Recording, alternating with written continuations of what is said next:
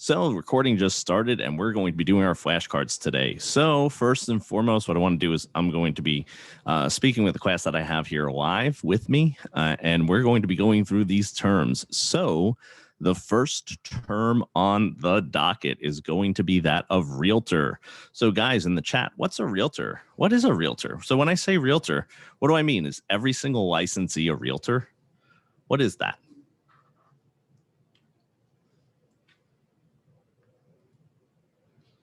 So a realtor is going to be someone who's a member of the National Association of Realtors, okay? Real estate agent that is with the National Association of Realtors. Right. So what happens is this. Let me talk to you about a couple of the questions that you might see, because I think that it's really important for you to understand what type of questions you're going to see around realtor. So usually has to do with the advertising or terminology in regards to someone branding themselves in some manner, shape, or form as a realtor when they are not. So what happens is you cannot deem yourself a realtor if you are not a member of the National Association of Realtors. So now let me ask you guys something else. What does the National Association of Realtors do? So why would I want to be a member of the National Association of Realtors? Because this goes to another question that you might get. So yeah, so some of them you have to be a member of to have access to their MLS or their multiple listing system. Another benefit, and like I think the main one that people always forget, is that the National Association of Realtors and your state and local boards, they're going to be the ones to make sure that there's a standard that you that you have to adhere to. So they have a code of ethics that you have to abide by. So if you ever had a discrepancy, okay, or a dispute with another realtor, what happens is you're actually agreeing to binding arbitration between yourself and other agents and brokers in that system. So someone asked, so not every brokerage has an MLS. So no, not every brokerage is going to be an MLS member. So not every brokerage is going to have an MLS. Also, too, not every state has a requirement to join the MLS to have a membership with the National Association of Realtors. So keep that in mind, too, because this is going to be stuff that's on what I would refer to as the national portion of the test. So what happens is every state's test is broken down into national material and state level material. And the questions regarding whether or not someone is a realtor would be in the national section. So being a realtor gives you, in some areas, access to the MLS. Also, they're the ones that are going to handle any kind of broker-to-broker, agent-to-agent dispute, because the governing bodies in every state, like the real estate commissions or the Department of States, whatever does the licensing in your state, what they do is they're really concerned with did you violate anything where the agent, the member of the general public, like the buyer, the seller, the landlord, the tenant, has suffered any kind of damages, or they have been misled. There's some fraud there. There's something that has happened that the member of the general public is basically damaged in some manner, shape, or form. So that would be the reason why those licensing and state boards would get involved. If not, then what happens is that would go through the Board of Realtors, your local and your state level. So any questions on that, feel free to type it in the chat. If not, we're going to go into the next one. So for the questions that you would get with that, so the answer to that is for any question that you would get with that, it would probably have to do with, again, can a non-member advertise that they are a realtor? Realtor is a term that cannot be used if you are not a member of a trade organization that is the National Association of Realtors. Yep. So that's the questions that you're going to be asked on your pre-license exam. So what's commingling, guys? What is commingling? Okay, mixed money. So yeah, so it's basically when funds are being mixed between the personal and the escrow account. So you have an escrow account and you're mixing the funds, right? So that would be commingling. Commingling is 100% the mixing of funds, okay? And that is illegal. You cannot mix funds, okay? And one of the reasons you can't mix funds is this. So the question came in, only the broker has access to escrow. So in regards to having access to it, there are people who might be, so if you're working at a brokerage, you might have access to deposit checks. But depending on your state level laws, there might be laws that are going to say, hey, you can or cannot do this, that, and the other. Okay. But as far as access to it, I wouldn't say that the broker is the only one that has access to it, because at my brokerage, my admin and my agents have the right to go and deposit checks into it. So to comply with the state level laws, because there might be times where I'm out of the country or I'm not available to do that, and to comply with certain state level laws as far as timeliness of depositing of checks, there are people that have to have access to it outside of the broker. So I don't know of a state where they would say only the broker has access to it. So that would be my answer to that question. So what is conversion? Conversion, for those of you who don't know what it is, it's basically the ugly kissing cousin of commingling. So what is conversion?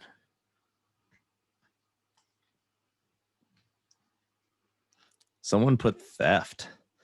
So when broker uses money for their own purposes. Yeah. So commingling is the mixing of money, and conversion is actually converting the escrow funds into actual real life money. So basically, like, you're taking money out of the escrow account and then you're using it for the purposes of, like, paying the rent or doing something like that. So that's actually taking, so commingling, think of it as mingling. You're mixing the funds. Conversion, you're converting clients' funds into your own funds, okay, into the business funds. And that is highly illegal. So next one, antitrust. What is antitrust? Antitrust is really big. So antitrust laws do have to do with monopolies. They do have to do with the most common one. They might refer to it as the Sherman Antitrust Act. So the Sherman Antitrust Act is going to be a situation where, in regards to how it applies to real estate and what we would be referring to, we would be referring to price fixing. So what is price fixing? I don't think I put this in here as a term today in our slides. So what is price fixing?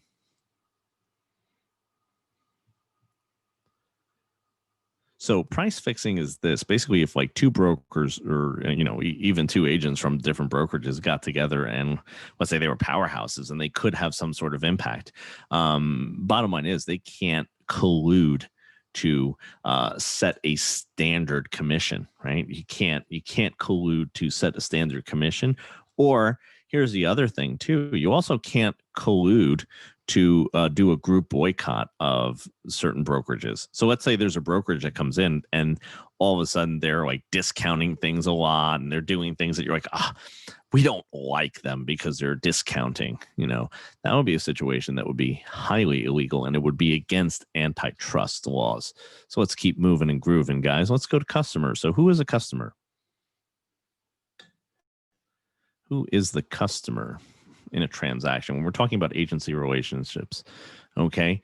So the customer. So here's what happens. We have the customer is correctly identified as the third party. Okay. That is not who we are going to be working with. The customer is someone that is the third party. Okay.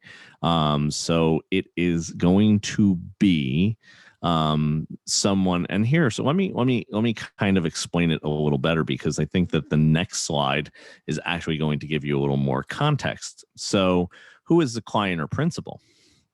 Okay. The client or principal is the one that we have the agency relationship. Yeah. So basically, that is the person who would sign an agency agreement, right? Yeah, absolutely. They're the ones that we owe the full fiduciary duties to. So what are the fiduciary duties? And keep in mind this. I know that I'm going really at a nice clip tonight, but that's part of why I wanted to do vocab tonight, because I wanted to get to a point where we get a lot of stuff in. So yeah, I see that you guys use cold AC. I use old car. A lot of synonyms in there. So you'd have obedience, loyalty, disclosure, confidentiality, accounting, and reasonable care, right? So that is the situation there. So 100%. And what do we owe the customer? So if I'm representing a buyer, right? So I'm a buyer's agent. The buyer would be correctly identified as the principal or client. So we would owe them. The fiduciary relationship is there. Okay.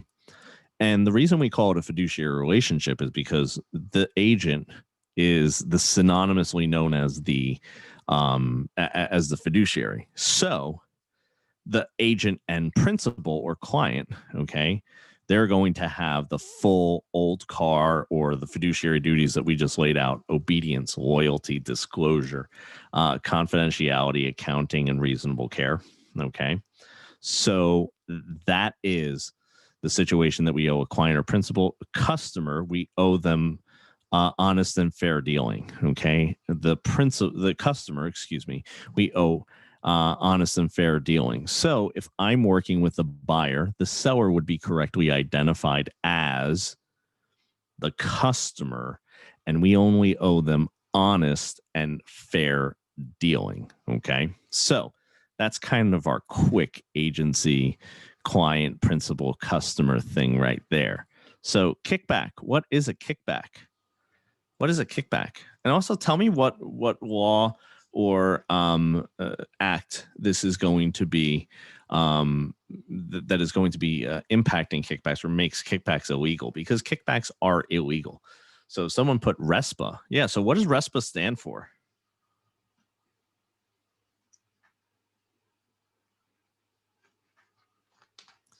So RESPA is the Real Estate Settlements Procedures Act. So what that is, that basically says that you have to tell your client or principal, and you have to tell everyone who's involved in the transaction, also the customer as well. They have to be made aware of any of the settlement services costs. So that's going to be disclosed on the closing disclosure. Okay. So all the costs to settle a real estate transaction are going to be on the closing disclosure. And the Real Estate Settlement Procedure Act requires for there to be a clear disclosure of those costs. So like the cost of a title company, the cost of the real estate attorneys. Okay. All of them have to get has to be disclosed on the closing disclosure. So question came in: Real Estate Settlement Procedures Act, doesn't TILA also deal with disclosure? Yeah. So here's the thing. Think of them as two separate sides to the same coin. TILA is the Truth in Lending Act. So TILA has to do with the upfront cost of borrowing money.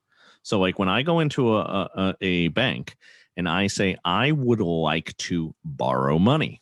Well, what happens is this: they have to disclose, based on the Truth in Lending Act, what it would cost for me to borrow money, right? The upfront cost of borrowing money. Do I have to pay points?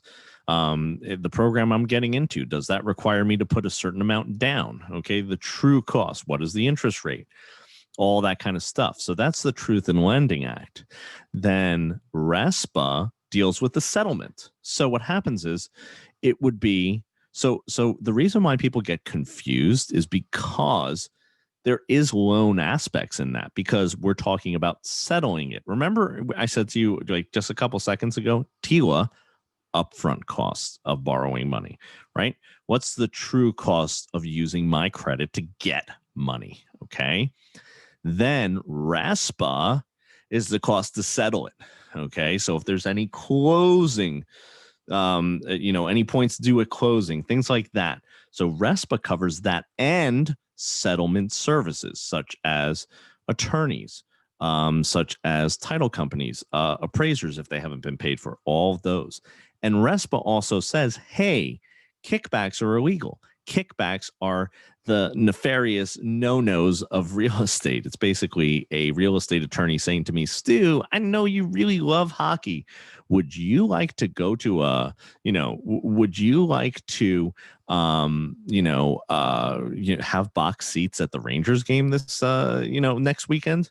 Yeah, I'd love to. He'd be like, oh, let me give you tickets. And, if you have any business upcoming, just let me know, just keep me in mind. That's a kickback. Okay.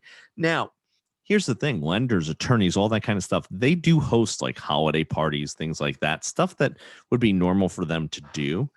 And that's fine. That's not a potential kickback, right? Because if you're inviting everyone, you're like, hey, open house, have no problem. I'm serving, beer, wine, stuff like that. So the question is RESPA part of the closing? Yeah. I mean, RESPA is saying you have to have the clear disclosure of what it costs to close the home. And when I say settle, that's what I mean, right?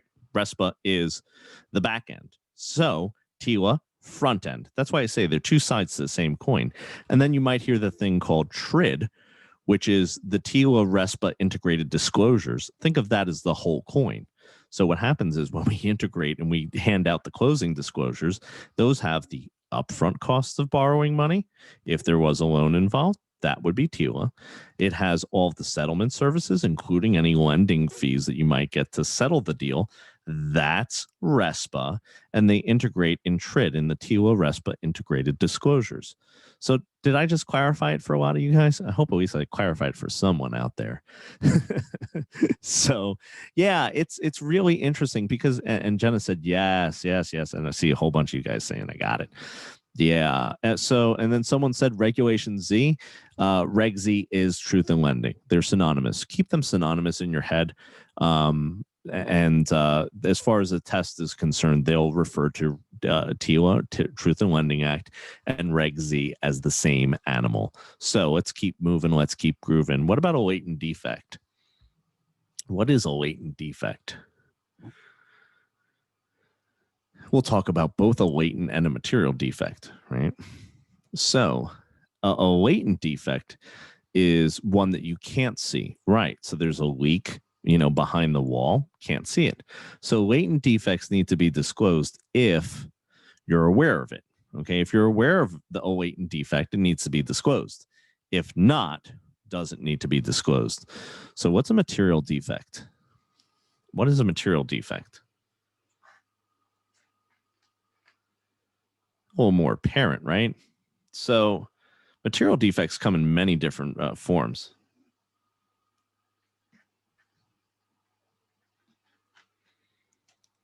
So material defect could be something that affects the deal. Okay. Yeah. A broken window, a hole in the floor, right? Like, the siding's falling off the roof, falling off the house. Those would be material defects. Okay. So those would be things that you're like, yeah, no, that is 100% defect. Also, if there's a material defect in regards to the deal, like there's a reason why, this. So Lisa said it's a fact that may make the buyer not buy. So yeah, material defect is something that, is going to be definitely impacting and needs to be disclosed to all parties. Okay. Because that could impact not only the home, okay, and the fact that the buyer may or may not buy, but also it could impact the deal too. So like if there's a material defect that in the transaction, okay, that needs to be disclosed as well. So like let's say there's of pending lawsuits. Like I had a condominium that I was actually aware of a pending lawsuit, okay, and it was not because of the way I found it out was going through a certain process and filing certain documents within the township. And what happened was I found it out not through any confidential means, so I had to then disclose that to future people in that development that I had that knowledge. Okay. And I gained it through basically it's quasi public knowledge. So, it affected and the reason why this list pendants was important was because it prevented a lot of people to get financing in some manner, shape, or form in regards to that condominium development. So a question that's asked is, so when there's a latent defect, do you just ask the client, and if they say no, you take their word, or is that when you get the home inspected to verify? So here's the thing. If I'm a buyer's agent, I'm going to make sure and I'm going to advise the buyer to get a home inspection. If I am the seller's agent, I'll ask if there's anything else that you would like to tell me about the home that I can't see or, can't, see on a visual inspection, because the state licensing bodies only want you to be able to do a visual inspection of the home. So if there's a latent defect, you wouldn't be affected by that. So the home inspector then would be on the hook, but also too, they're doing a visual inspection as well. So there's certain things that they wouldn't even be able to see. So they might be a little better than you. They might be able to, go down a couple different rabbit holes because their training has led them to be a little more proficient in looking for certain things. However, that doesn't mean that you're excuse me, that you're going to have them get, catch everything. Marcy said mine was great. Yeah, I have a bunch of home inspectors I really like. I have ones that I don't. So let's go to the next one. What is Megan's Law? So Megan's Law has to do with registered sex offenders. Yeah. So Megan's Law is a national question that they are asking on your exam. So let me tell you what happens here. So people have to, the Megan's Law was enacted to make sure that you understand who might be a registered sex offender who has committed a sex crime in your community. So what happens is this: if they're a registered sex offender, then in Megan's Law, what happens is they have to register with the state and local police stations, and that information is only available to people who live in that community to protect themselves. Okay, certain states now, again, I would say that that's a good put a pin in it definition for national material. Some states require that you disclose where they can find information if they ask, but no states say that you could actually just disclose Megan's Law information right off the bat. Like, there's no way that you will ever have a situation where you will you will be able to disclose to them, oh, I know Bobby who lives next door is a registered sex offender. No, you won't be able to do that ever, even if you know. And here's the thing. So someone said, Marcy said, we would get info when they were released into the community. So what happens is this: there's places that you can go to get that information. So in a practical sense, Deborah asks, can agents have that information? Here's the thing: I wouldn't have that information readily available because, again, you cannot disclose that. You could direct them, and in some states, you have to, if asked, direct them to the state website, okay, where they can gather that information or understand why they cannot have that information. But it is, that is on them, okay? And as far as the test, and again, I'm trying to tell you stuff for the test. You cannot disclose it, okay? That's it, okay, period. End of story. Next one. Next one is puffing. What is puffing? What is puffing?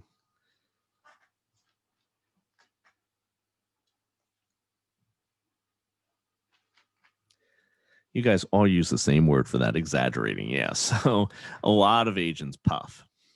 This is the best house. This is the most amazing house in the world. Oh my God, these views. Oh, Stu's the best real estate instructor ever in the history of real estate instructors, although that is a fact. You wouldn't be puffing if you said that.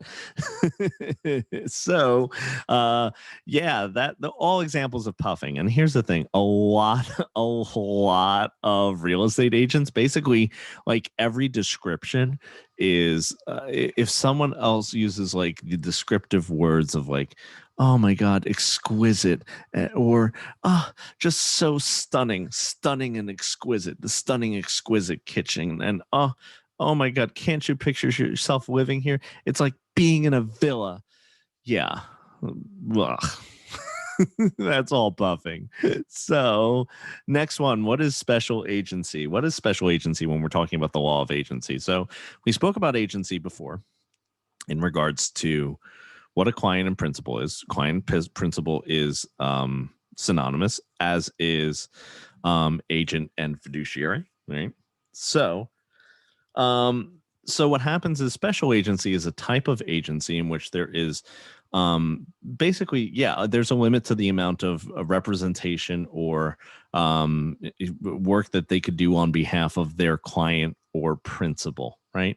So that basically a real estate agent is probably like the best example. So if I listed a home, what would happen is this. I would basically get to a point where we listed the home, and once we do the whole listing process, I got the listing. What happens is this. I have the authority to go procure a buyer, find a buyer for the property.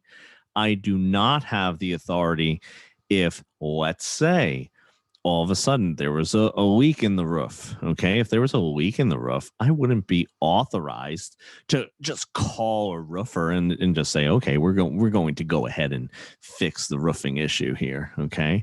So that's the situation there. You can't just go ahead and do that like a general agent who might be working as a property manager could do. Your only role that you are working with the client for is going to be to procure a buyer. Okay. That is it. You do not have the authority to do anything else. Okay. If you do anything else, that will be outside of the scope of your agency relationship. And here's the thing, they may ask you to do something and you may do it to be a good agent. How many times have I, hey, Stu, could you call someone up and get them to, if it's under $500, could you get them to, go and fix the roof and I'll take care of the pricing? Sure. They'll pay. Yeah, absolutely. So that could happen, but understand that in special agency, when we're either representing a seller or a buyer, typically we are just working with them for that transaction to get it to settlement. That's it. Done. End of story. Blockbusting. What is blockbusting? What is this? And here's the thing. I will tell you this. If you,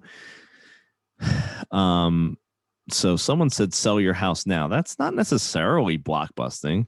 So here's the thing. Telling someone to sell now is not necessarily blockbusting, but saying sell your house now because those people are moving in, okay, or these types of people are moving out of the area and this could impact your home prices. Yeah, that's totally different than, you sell now. Because here's the thing, sell now could be like, hey, market's good, sell now.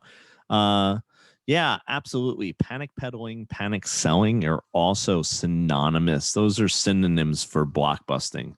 So the client picks which one they want, right? Like, for example, they ask to get a roofer. Why not just make you a general agent? Well, here's what happens is sometimes you're just doing something not outside the scope of your authority, and you're going back to the special agency situation. So yeah, it's their responsibility. If I'm just the listing agent, it's their responsibility to figure out what to do. Now, if they made me, if they said to me, hey, could you manage the property? Because here's the thing, I do property management. If they asked me, hey, Stu, could you manage the property? There would be situations where I would fill out a property management agreement with them so that legally I'm doing it the right way. And this goes back to the practice of real estate, not necessarily what you need to know for the test. So that's a situation that I would say, personally, I would do a listing agreement and then a side property management agreement if the home is going to be vacant. So every one of my vacant homes, I urge them to do property management. That's literally what I do, because I say I am not legally bonded or insured unless you hire me as a property manager to manage your property and take care of it. However, if you hire me as a property manager, I am legally bonded and insured that I could do the roof, breaks down, like something happens, the pipes freeze, especially where I am, we're in wintertime. Pipes are going to freeze if you do not properly maintain the property, and that is going to cause a big issue in the home. So that's that. So good questions too, guys. What's the Civil Rights Act of 1866? What is that?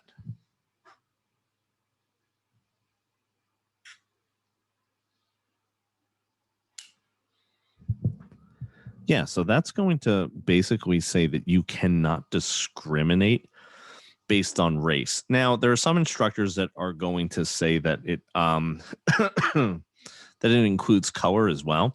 I'm going to specifically tell you that it's when we're talking Civil Rights Act of 1866, you cannot discriminate based on race. There are no exceptions to that.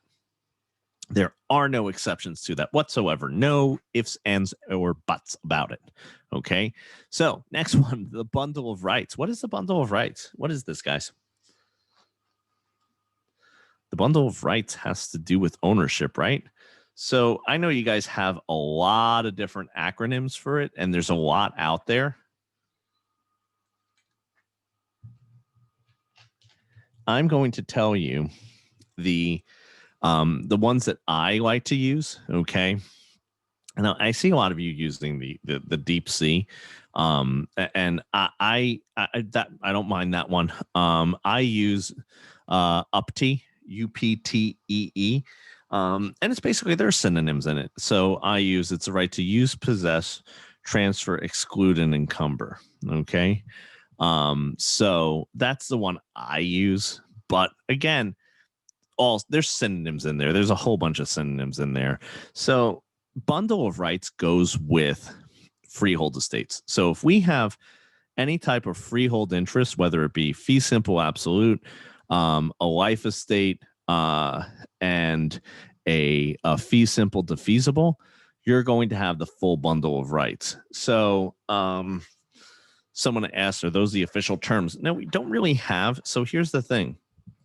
Depending on where you what court of law you would be in or what attorney you're speaking to, you might see someone refer to it in different ways. They might refer to it more as deep sea or UPTEE, depending on the attorney. It's basically like, how sprinkles are sprinkles in some areas, and then some areas of the country, they'll call them jimmies.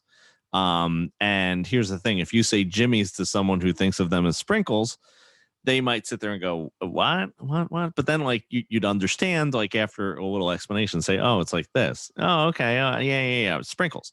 So basically bottom line is this. There is no set official terms in regards to what you would see in regards to the bundle of rights. It's just basically that's the situation there. Everyone has a different way of teaching it. And again, I have UPTEE. I've seen other acronyms too. So I'm fine as long as you know what, have a loose idea as to what they are. Stick with whatever acronym works for you. That's why I don't go into it too much. But those are associated with the bundle of rights are associated with freehold estates, right? So the ones that so when we have a less than freehold estate, okay, less than freehold estates are also known as leasehold estates. What does the person who has the bundle of rights, so the owner, what are they actually giving to the person who has the less than freehold interest in the property? What are they giving them?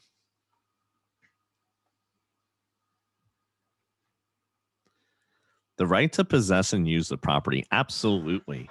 Yep. So use and enjoyment, however you want to put it. Yeah, the right to possess and use. And that's what it is. They don't have the right to exclude, transfer, encumber, do any kind of that stuff, disposition the properties or transfer it. So you're basically, as a freehold estate owner, okay, you're basically giving up the right to possess and use it, right? So good stuff there. Let's keep going. Fixture. What is a fixture? What is a fixture? Okay, yeah, someone put in Maria. Someone said real property. Okay. So there's a bunch of things that are not necessarily incorrect. Marcy has the best answer though, personal property that is attached to the real property. That's good. Suzanne has an even better answer, something that was personal property, but now attached, and it's basically real property. So it's basically personal property that has been turned into through attachment. Okay. Through attachment, the whatchamacallit is now turned into real property. So, and what is Maria? So that is the method of attachment, the adaptation of the item to the real estate, the relationship of the item to the parties attaching it, the intention of the parties attaching it, and any agreement. And the reason why agreement is always last is because you could always agree. You could always agree to make something real estate through, agreement. So I'll give you a perfect example. Sometimes there's stuff that are not attached, not anything to the property, and then all of a sudden through agreement, we're like, yeah, you know what? That now is real estate. We agree that is part of the real estate. And sometimes it's something as simple as a freestanding kitchen island that was specifically made for the space. And they're like, oh, yeah, it's something that is 100% part of the real property. Okay. Or they might say, no, then, that is. And it is what it is. That's the situation there. So, that is a fixture. And understand this. So it's good that you recognize Maria, the method of attachment, adaptation, relationship of the item to the parties, intention, and agreement. But understand how to apply it, okay? Because if you know Maria, but you don't know how to identify if something is a fixture or not, then Maria doesn't do you any good, okay? You have to understand that first and foremost, so annexation, same as fixture. Annexation is the same as attachment. When we say that we're annexing it to the property, that is the same as attaching it. So annexation is a synonym for attachment. So some authors and some instructors might use the word annexing it to the property. And I use both interchangeably because what I try to do, and understand this, I've learned from so many different instructors and different textbooks that I try to, in my webinars, in my teaching, in my videos, I try to expose you to as many different ways of saying the same thing as naturally as possible so that it just becomes part of what you know. So that's how I teach. And it's to your benefit because depending on what author you get on the test, they might use the word annex and they might use the word attachment. So you want to basically make sure that you treat them as synonyms because that's where I think a lot of people get tripped up is being so rigid in their definitions of things. So let's keep moving. Let's go to a front foot. What is front foot? Or as we say, frontage is another word for this. So that is another word for this. Front foot or frontage.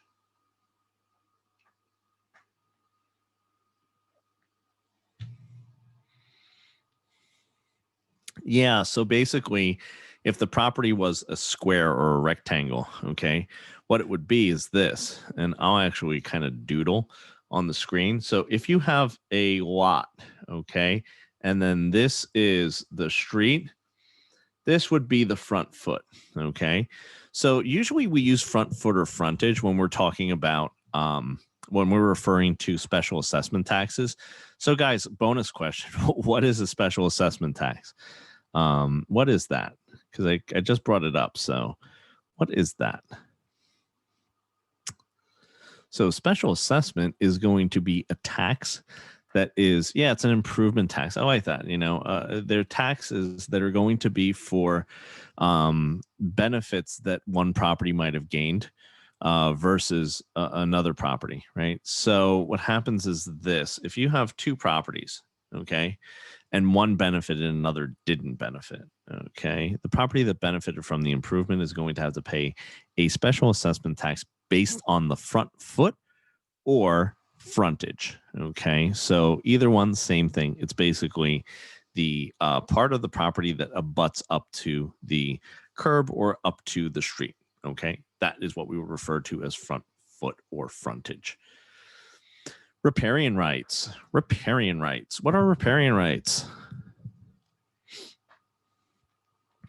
So those are water rights that we're going to have near a moving body of water, right? Or they refer to them sometimes as navigable waterways, because on maps, when you look on county maps or township maps, they would refer to them as navigable waterways. Okay, so that is what riparian rights are. Okay, so let's look at the next one, general agency. So we spoke about special agency before. What is general agency? Okay, that's the best example is a property manager, right? So they're allowed to do anything within that property management scope of business. So they have more than one task or more than one thing that they're responsible for within a business. So what happens is this, like, let's say I own 7 apartment buildings, and Lisa manages apartment building 3, and then Suzanne apartment building 4. Well, what happens is if there's something that comes up to apartment building 4, that's all falls on Suzanne's shoulders.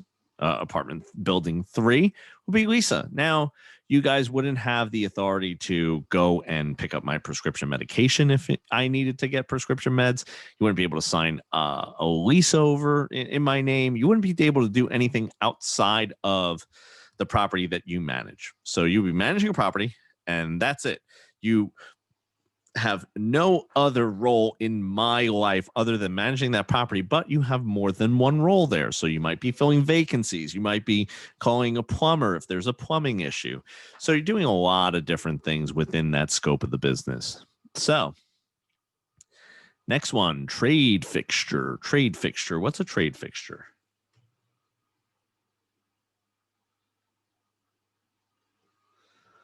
What is a trade fixture? It goes with the business. It's business items that are personal property to the business, right? Like a dentist chair, right?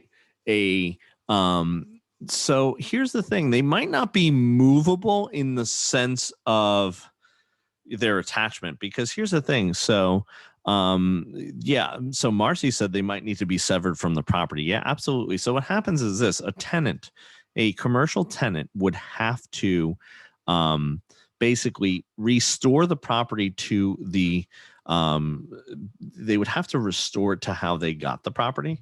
So once they do that, once they restore it, they would be able to then take whatever item it was. So a dentist chair, a kitchen in a restaurant. Yeah, I mean, I used to deal with a lot of restaurants, and situation was this: they would always be taking a lot of their restaurant equipment and business equipment, unless it was part of the real property that they were like, no, we'll leave this, because they could leave a trade fixture if they so desired. However, legally they don't have to. So they don't have to leave a dentist chair. They don't have to leave the kitchen.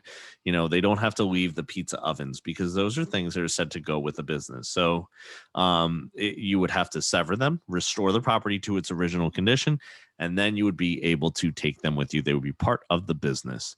Next one is erosion. Excuse me, erosion. What is erosion? What is erosion? So, yeah, it's a gradual loss of land via water, air, okay? And it's just basically gradually taken away, okay? So, what is the opposite of erosion? Can you guys tell me what the opposite of erosion is? What is that? What is the opposite? Marcy. Yeah, accretion. And here is how I know, how I remember accretion. If you jumble up the letters a little bit, it looks like creation. Okay. So erosion is a gradual taking away of land by water, wind, air, stuff like that. Okay. Accretion is the creation of new land through the deposit of basically like sediment, alluvium, stuff like that. So, good stuff. Guys usually get erosion pretty well. So what's a dominant estate? What are we talking about when we say a dominant estate?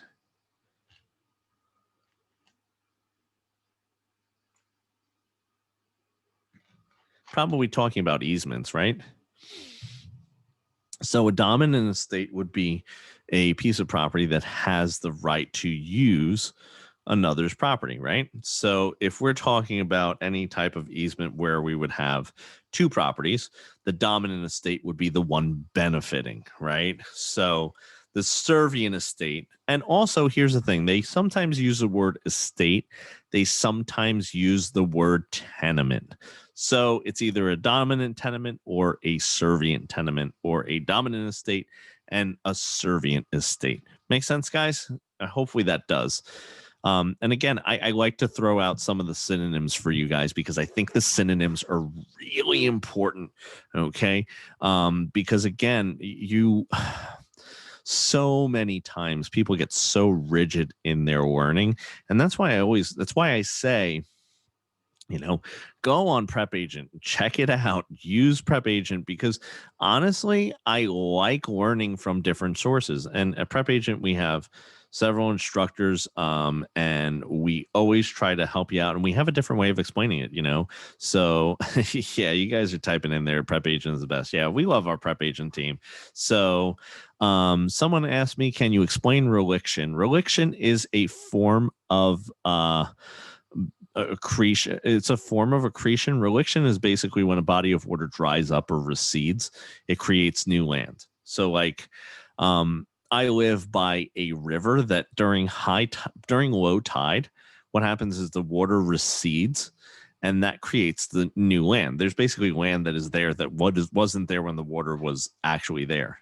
So someone else asked, what is servient? So the servient tenement or the servient estate is the property being used for an easement. And an easement is a permanent right to go over someone else's property. So if we had two properties, okay, and let me just kind of draw it over here for you guys, and I'm actually going to go back, okay? So I'll show you with my handy dandy marker, okay? We have property A, and then right next to it, we have property B, okay? If A has the right to, let's say there's a lake right over here, Lake Estate, okay? If A has the right to cross over B's property to access the lake, A is the dominant tenement and B is the servient tenement. B's property is being used for the easement, the permanent right to cross over the property, okay? So A is dominant because it's benefiting. B is serving it, so it's servient. So next one, you kind of got a preview of it. Procuring cause. What is procuring cause? What do we mean? What do we mean by procuring cause?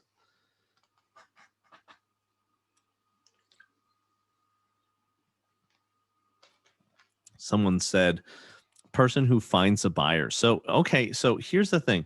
I'm going to give you the STU definition of this because it sometimes isn't clear. And I think that instructors do an okay job at explaining it, but I'm going to tell you my definition and how I define it. I define it by the person who brought about an unbroken chain of events that led to the meeting of the minds. That's it. Not the person who brought the buyer, because that's not necessarily the person who was procuring cause. It is the person who brought about an unbroken chain of events, okay, that led to the meeting of the minds, okay? Because here's the thing.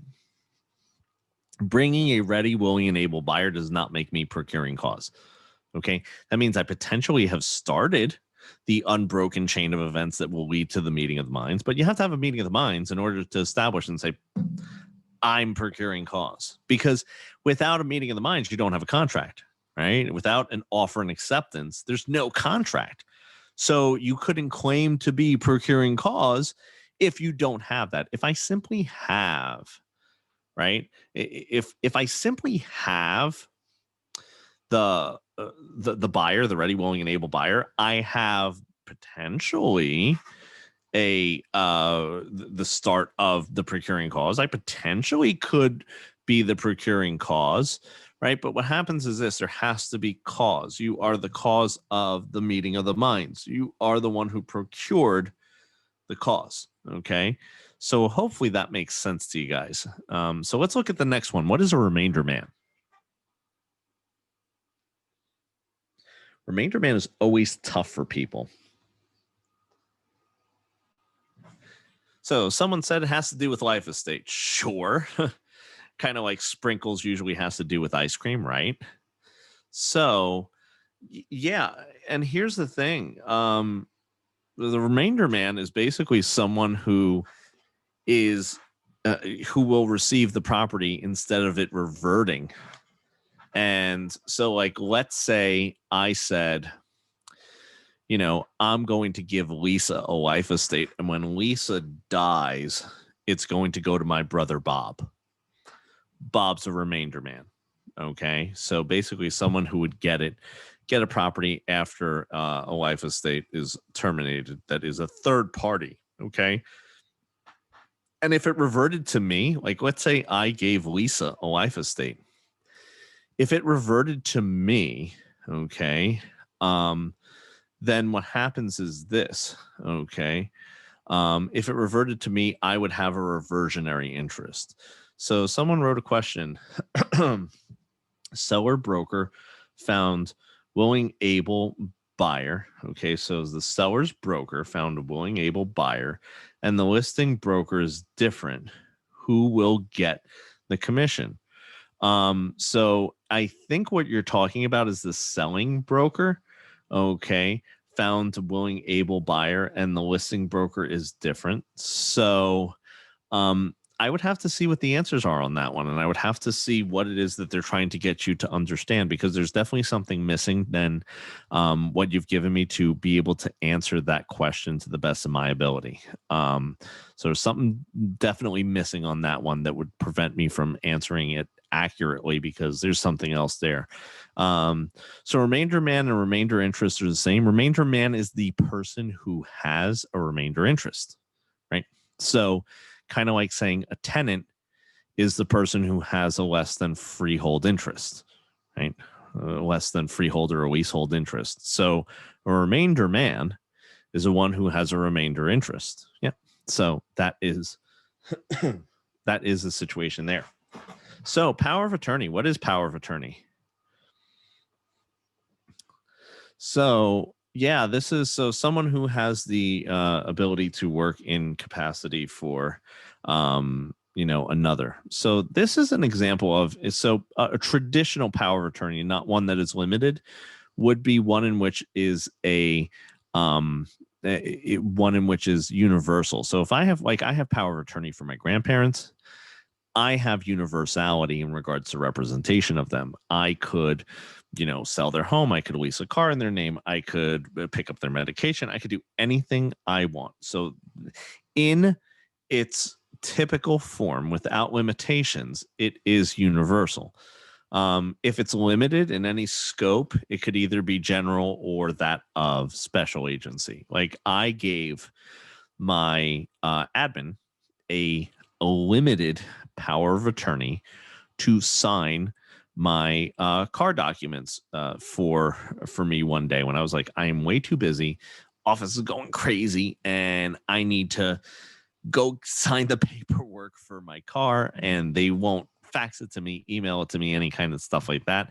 I have to physically go there. So my admin had limited power of attorney where she could go ahead and do that for me. So that was an easy fix there. So what is a voluntary lien? What is an example of a voluntary lien? What is a voluntary lien? So someone said mortgage. So mortgage is definitely an example of a voluntary lien. Equity lines of credit, any kind of loan like that, anything that you're using to that you're voluntarily putting that lien on your property. Okay. Something you volunteer to take on. Yeah, absolutely. So that's a pretty good one. You guys kind of got that one pretty straightforward. Okay. So next one, condominium. What is a condominium? So a condominium, just so you know, so a lot of people think that a condominium or a condo is a one level kind of apartment style housing. And here's the thing, as far as real estate slang goes, yeah, I mean, if I said to you, hey, is that a condo? And it was a 1-story apartment like setup, then that wouldn't be inaccurate. It wouldn't be something that is totally out of the realm of, oh, you like, I totally don't know what you're talking about. But remember I said it was real estate slang. It's not really real estate. It's kind of quasi real estate, because what happens is this: a condominium is really a form of ownership in which, so Lisa said shareholders in a property, not shareholders. So what happens is this: it's usually ownership where you have title deed to one unit. Okay. You share common elements. Typically, you would own from interior wall to interior wall. Typically, the outside of the property is not owned by, they would consider that common elements as well. Okay. It is different from a timeshare. So it's not the same. So for those who said similar to a timeshare, no, it is not a timeshare either. Okay. Condominium ownership could be fee simple, fee divisible, could be life estate, and yeah, and you basically own interior wall to interior wall. That's typically it. Are there scenarios where you would be responsible for and you would own the outside of the property? Okay. Yeah. So Lisa said, sorry, I meant co-op. Yeah. Cooperatives would be what you would have there. So that would be an example of something where you would have shareholders, you would have shares in a corporation. So, and I think I have that in here somewhere. So we'll talk about that more when we get to it. So devisee, who's a devisee? What is a devisee? Who is that?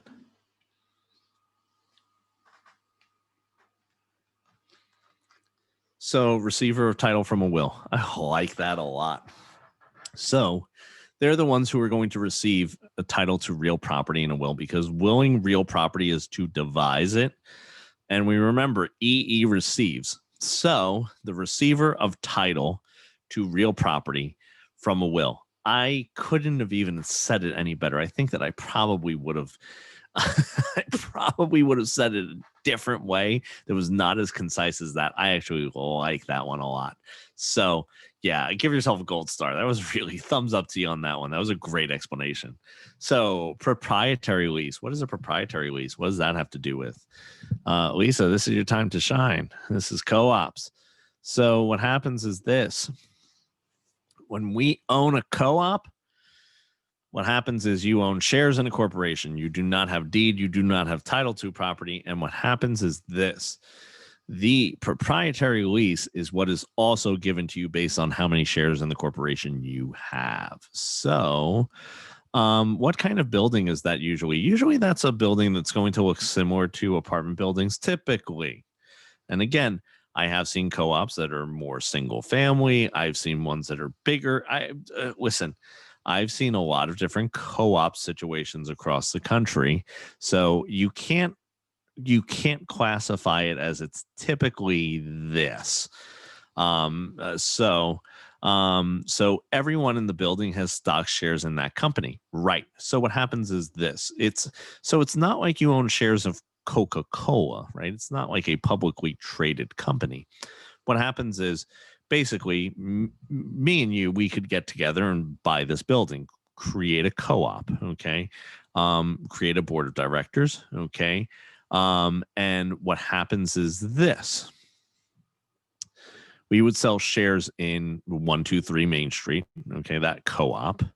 And that would be, depending on how many shares each person had, would allow them to have a proprietary lease to one unit. Okay. So that is basically how a co-op is set up. You don't own real property. So there's no title, no deed. You only own shares in that corporation. Okay. So are these common in certain parts of the country? Yes. So New York City, a lot of co-ops. In probably more co-ops than anything else in certain parts of the city. So yeah. So and for those of you who are listening who are like, what is the city? Those of us near New York City, we refer to Manhattan or New York City as the city. So yeah, that's the clarification for why I kind of had that slip up, because I know some people listening might listening to the recording at least might say that. Yeah, so East Coast, Beast Coast. Yeah. So let's keep going. Let's try to get as much in as possible. So asbestos. What is asbestos? What is asbestos? So asbestos is an amazing insulator. They treated that in the 50s and 60s like Frank's Red Hot. They put that on everything. Asbestos was in tiling and flooring. It was an amazing insulator. However, asbestos has a lot of health hazards now, because what happens is it has a property to it. And when I say property, I mean a state of its being, okay, is that it's friable. Okay, it's friable. And what I mean by that, I spell friable FRIABLE. Friable basically means, okay, it's crumbly. Like it could become like, you ever get like a really dried up piece of like paper, and it's just been like dried out for like, ages. And basically what happens is you like crunch it and it like becomes, it like basically aerosolizes almost. That's friability. Okay. So there's several ways to remediate. Yeah. Encapsulating it. Yeah. And I think that there's a question on the test. The reason I mentioned asbestos, because keep in mind, what we're trying to do is we're trying to give you the information, and I'll say it again, we're trying to give you the information that you need to pass the test. Like what do you need to know about asbestos to answer a question about it? So again, one of the questions might be, what is the property of asbestos that causes it to be hazardous? Friability. Okay. If left undisturbed, should be fine. Also, a way to remediate it that would be really good would be encapsulating it when possible. So asbestos usually is around piping, because again, amazing insulator. Okay. So what happens is, yeah, Marcy, that's absolutely true. It could cause cancer, respiratory issues, respiratory disease. So those are all 100% accurate statements in regards to what it could cause. And that's something else too. Like when they're talking about the hazardous materials, that's something that you could see on a test too. Like, they sometimes, and I forget what questions I've seen, but that might be a question that's asked. So encapsulating it would typically be, when possible, encapsulation is probably the best method of remediation, because asbestos is only a cause for concern when disturbed. So typically they won't want to disturb it to remove it. They'll want to see if they could encapsulate in some manner, shape, or form. So that is the situation there. And here's the thing too, there's no state laws, there's no national or state laws. And I might be wrong on that. There might be some state laws in regards to it, but on a national level, there's no set mandate, unlike like lead-based paint, that you have to do a certain thing or disclose certain stuff. If you know that there is lead asbestos, okay, you have to disclose it, because again, you have to disclose material defects. Okay. But if you don't know, you have no clue, you don't have to disclose it, because again, not your responsibility to know if you genuinely don't. So next one, a variance. What is a variance? This has to do with zoning and our police powers, which is part of our government powers.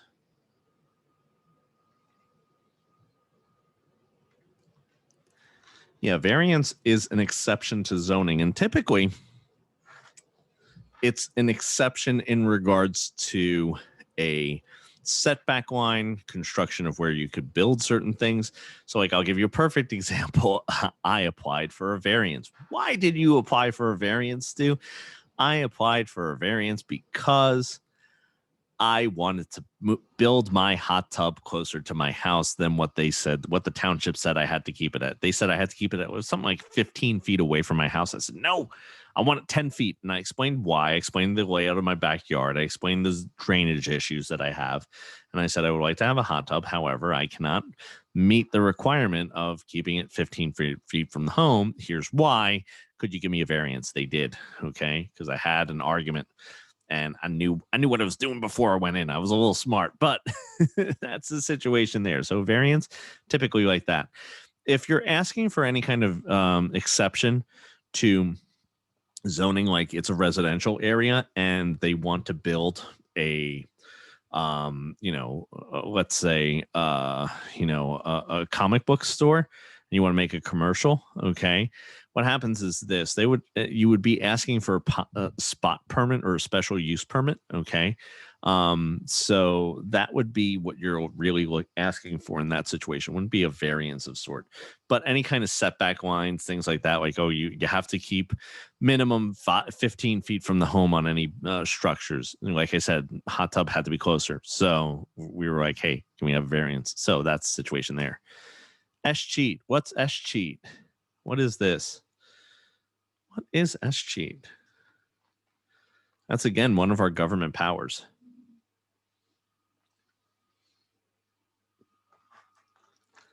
So, yeah, this is when you die intestate, no will. And here's the thing, too. So no heirs goes back to the state, okay? So basically what I always say is this. I say the state cheats you. So that's how I remember it. I remember it as S-cheat, not like ES cheat, like S-cheat. The state cheats you, right? So the state will take title to the property when you die, no heirs, and no will. Or if you just down and outright abandon it and you have no heirs. Okay, so if you abandon a property, you have no heirs, S-cheat will also take place. Okay, so if you just down and outright abandon it, there are no heirs to take that property. Okay, so the state takes it. So the state government would take it. Okay, that's what I'm saying. So it wouldn't be an operation of the township or county. It wouldn't be on the township or county level. That's why I'm making the distinction there. So it's a government power. And when I say the state, I mean the government, the state government. So the New Jersey, the New York, the California, the Kansas state, whatever the case is, all of those states would be taking it back. So what is eminent domain? What is eminent domain?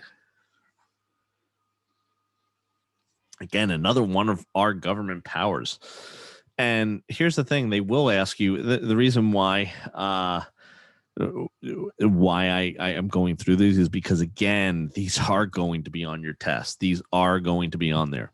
So this is the power of the government to take the property for public use with compensation. Yeah, absolutely. I like that one.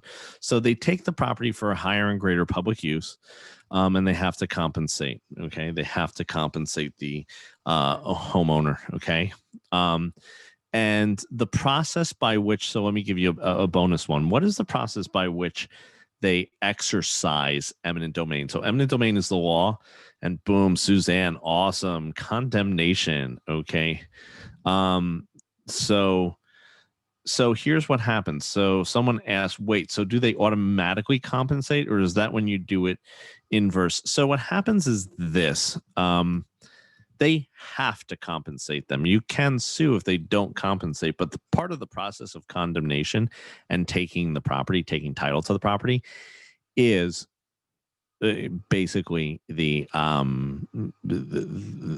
compensation. Okay, so inverse condemnation, it would be where the government basically they have not they have made your property basically inusable, or they have done something that has created themselves. Basically, you're condemning it yourself and you're suing the government to compensate you for it. You're basically saying, hey, my property needs to be condemned. You need to take it because whatever you did here is causing a situation where, like, I can't use my property, I can't sell it, I can't do anything. Okay. And because of you, I cannot do that. So that's like inverse condemnation. Okay. I doubt you'll get a question on the test on inverse, but condemnation, eminent domain, those are hot button topics in the country. So I definitely see that as being something that you would be, you would get a question on. So next one, bill of sale.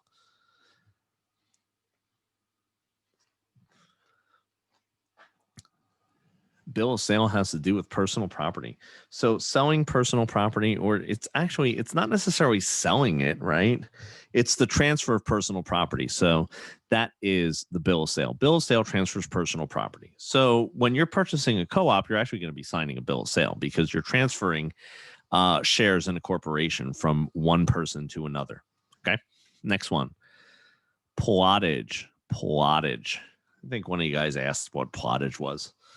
He asked about plottage and assemblage. Okay. 1 and 1 equals 3. Yeah. So here's what it is. And you guys, so some of you know it. So like I want to give you, so it's great that you guys know 1 + 1 equals 3. But let me explain it to you. Let me give you an example, because I think that knowing 1 and 1 equals 3 is good, right?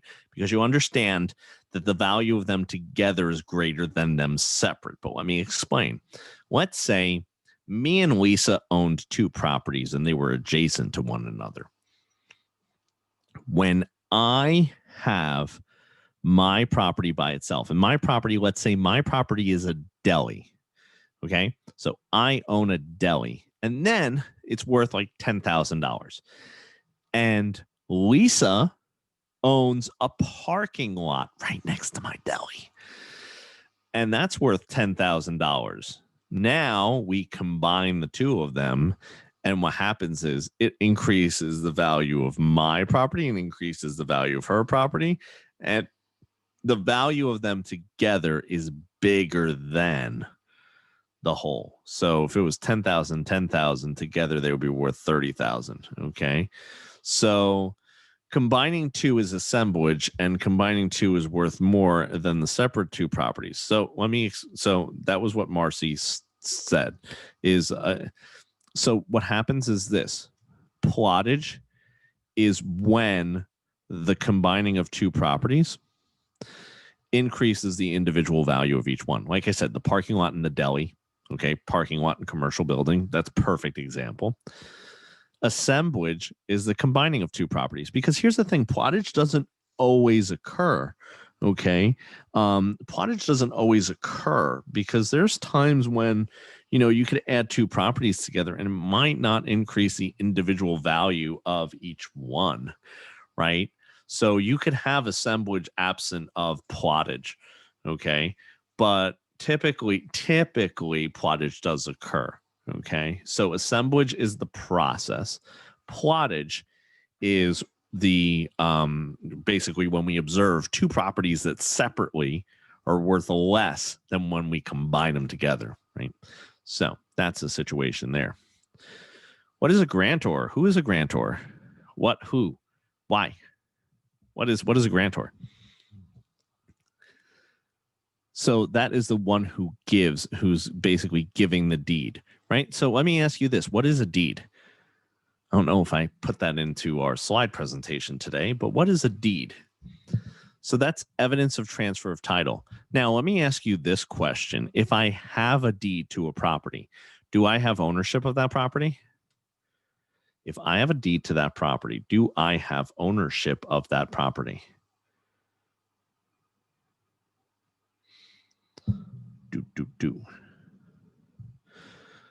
So, someone says yes. Deborah said yes. Someone said no.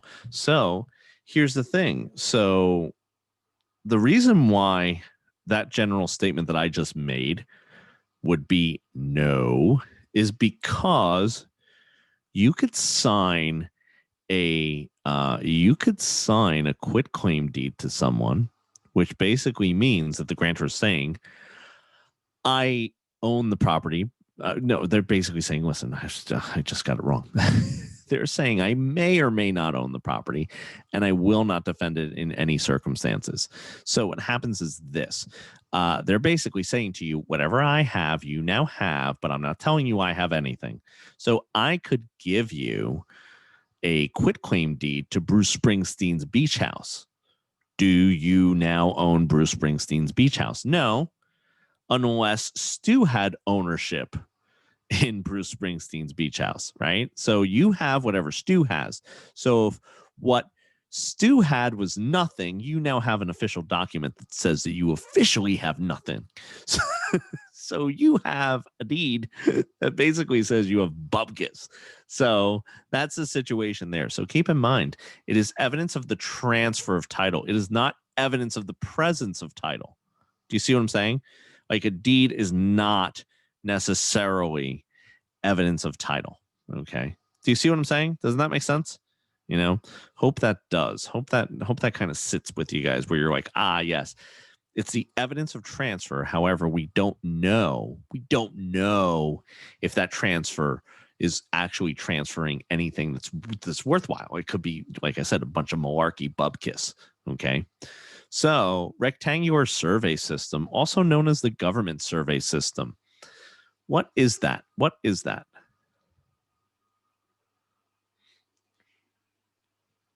What is the rectangular survey system? So that's something that's not used in any of the original 13 colonies. It is not used basically on the East Coast. Suzanne said we give up. So what I'll tell you is this. It is not used on the East Coast because what happens is this. Basically in 1775, when we started our westward expansion, okay, we started saying, all right, we're going out west. We realized we were like, oh no, we kind of didn't really use a great description of land out here on the East Coast. So what a lot of people said was, hey, look, let's create our own system.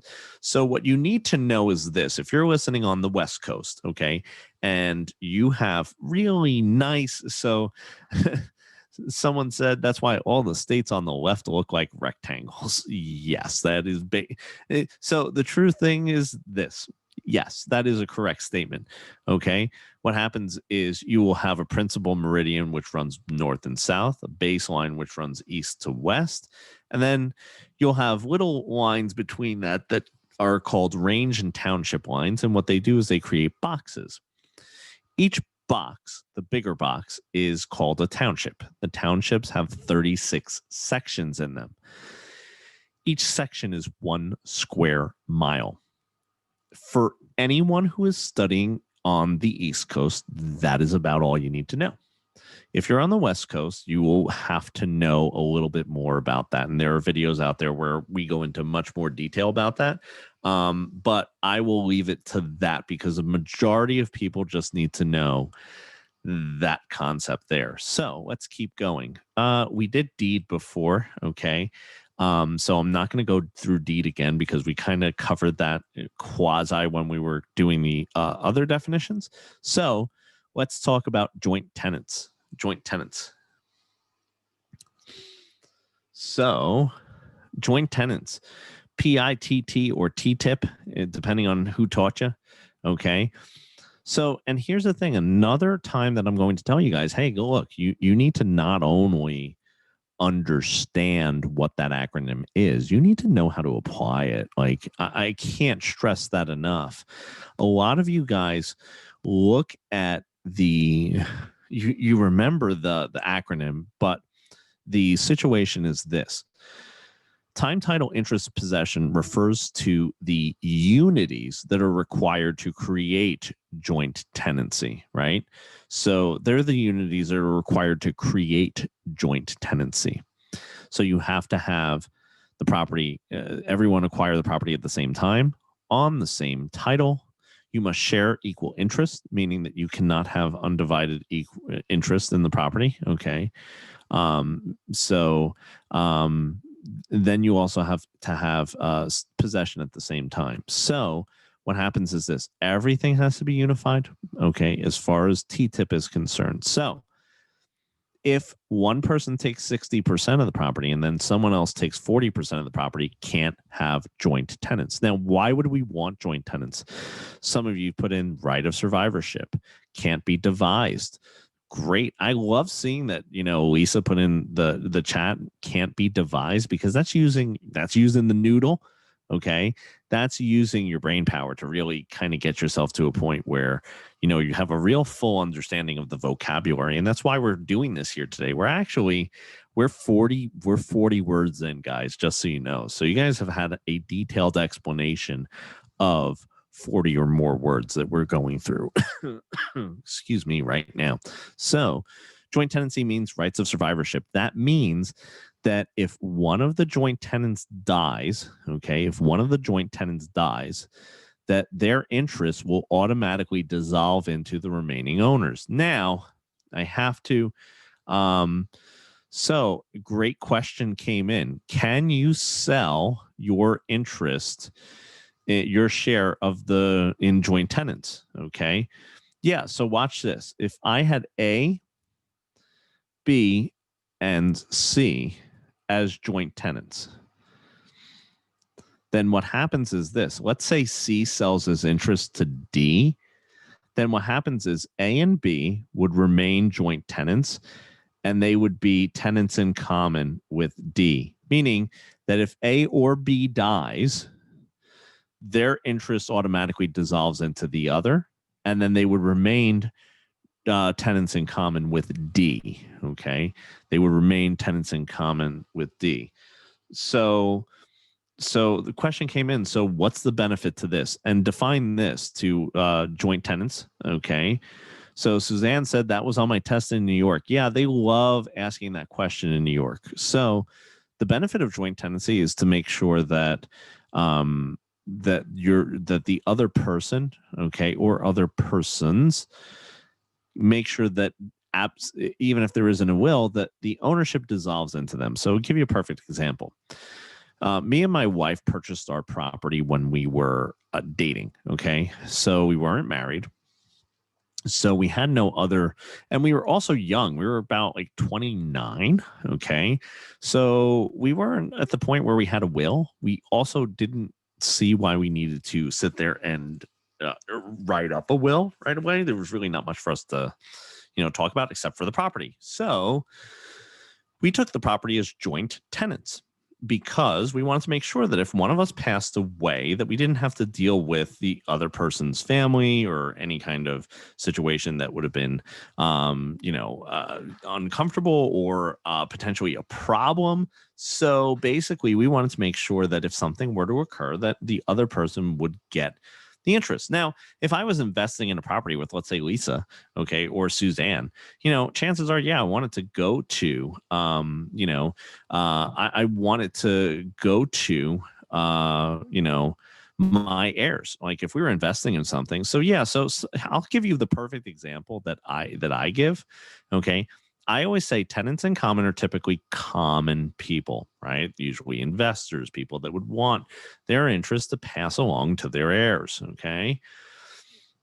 Joint tenants are people that usually would share a joint together. They are pretty close. They would want to make sure and ensure that the other person that they are getting a property with is going to, get the property upon their death. And someone else said, one step under tenancy by the entirety. It has the same benefits. So tenancy by the entirety has, in states that recognize it, tenancy by the entirety has the benefits of rights of survivorship. But what happens with tenancy by the entirety, that is strictly reserved for people who are married. And the only difference is that basically it's called something different.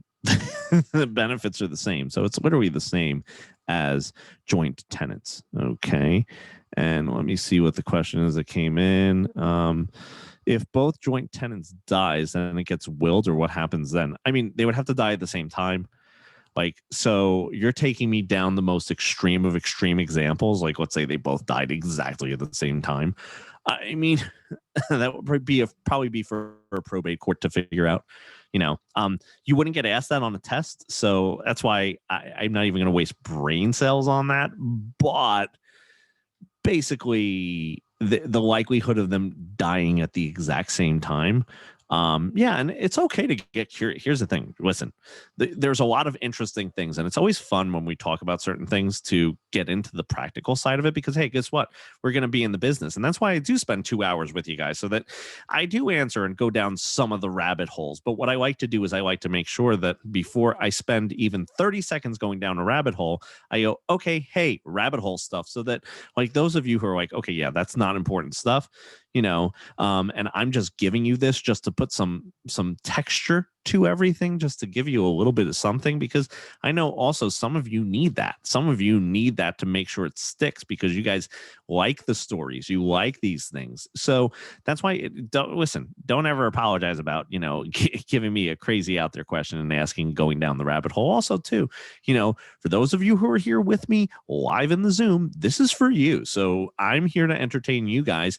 And for those of you who are watching on recordings, whether this be a month, 3 months, 5 months down the road, I do these a couple times a month. So if you want to participate live, links will be in the description. But what I will tell you with this, they would go by who was declared dead first. Like, where did the coroner or the medical team or the hospital or the doctors, who declared who dead first, and then that's how they would do it. I mean, it's the only logical way to do it. Okay.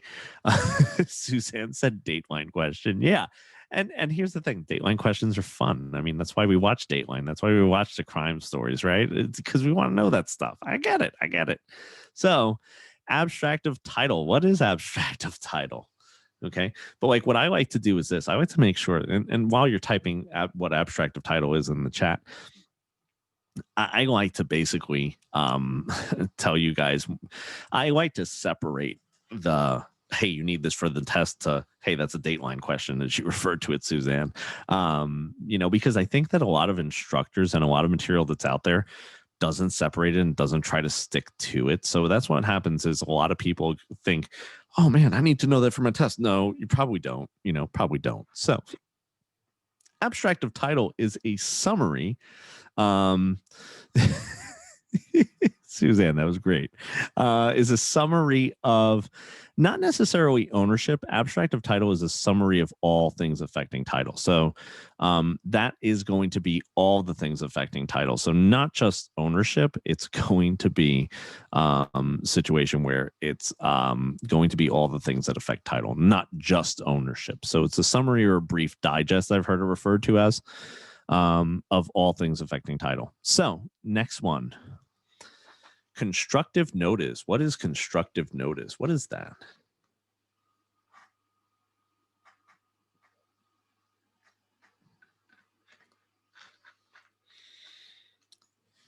So notice to the world.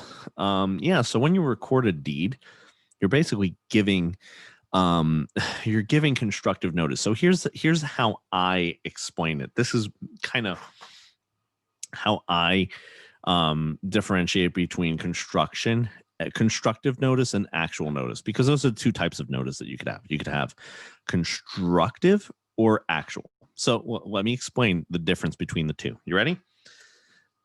Actual notice. I am wearing a blue shirt right now. Constructive notice.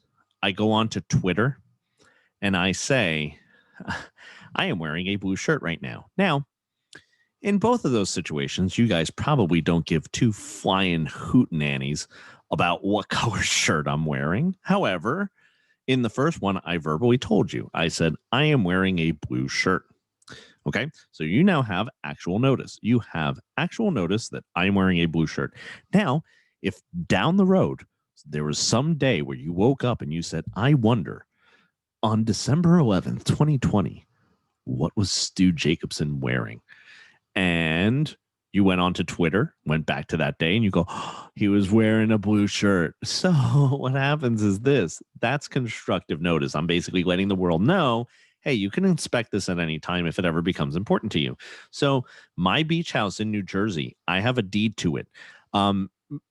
99.98% of you who are listening to this do not care one bit that I have a recorded deed for my beach house in New Jersey. However, if one of you are listening and say, oh my God, I really would love a beach house in New Jersey. And then you find out where I live and you find out that I'm looking to sell. Now, all of a sudden, it becomes important to you. It becomes interesting and you would be able to examine it. So that is the difference between actual notice and constructive notice. Me telling you or giving you information directly is actual. Me allowing you to inspect it and put it out there for the world to see, like tweeting what color shirt I'm wearing, that's constructive notice. Okay. So hope that cleared it up for you guys. So what is a periodic estate? Or they sometimes refer to this as an estate from period to period.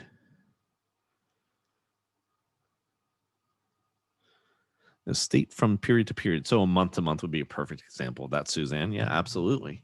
Week to week summer rental. Sure. Even better. Yeah. So basically, so what is the litmus test that we're kind of giving ourselves here for a periodic estate? So what it is this. It has no defined end date. Okay. A periodic estate has no defined end date.